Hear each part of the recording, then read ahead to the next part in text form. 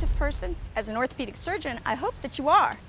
If you are, then at some point somebody's probably gonna ask you what's going on with your arch.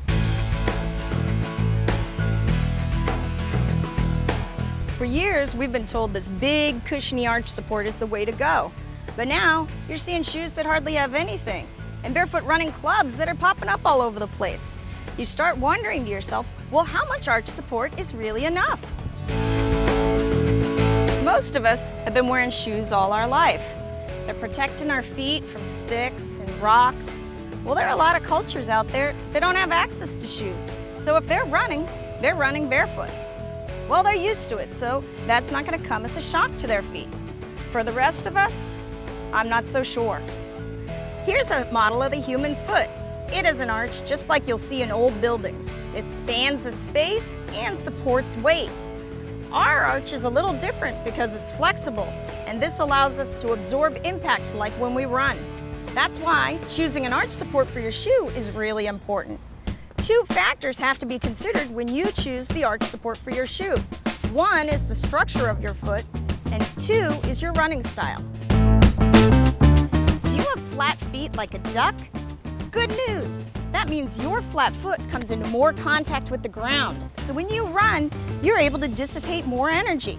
You can wear a minimalist shoe with very little arch support and be comfortable. If you have high arches like I do, then less of your foot is in contact with the ground. This means you definitely need an arch support to dissipate those forces. Now that you've figured out if you have a flat foot or a high arch, the next thing to do is look at your running style. You can videotape yourself or even ask your doctor to look at your gait. Most people are gonna heel strike and then what I call foot slam. When you run, you can actually hear your foot hitting the ground. That heel strikes the ground first, and with it, that's a lot of force. When you're running, that could be 7 times your body weight. Do the math. You need cushioning there, especially if you're a heel strike runner.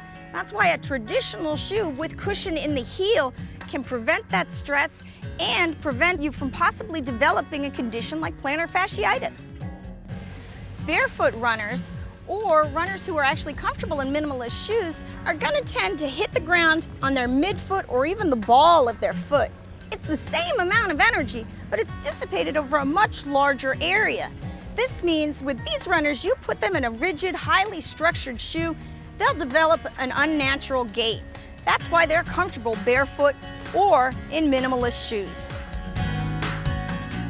Bottom line, if you're like most of us, you've been wearing cushioned shoes all your life. So look for it when you look for a running shoe. Pull your insole out and squeeze it between your fingers. If there's nothing there, then that's the amount of shock absorption you're gonna get. None. So I tell my patients, when you look for a running insole, look for something that's rubbery. It should have the consistency of a gummy bear.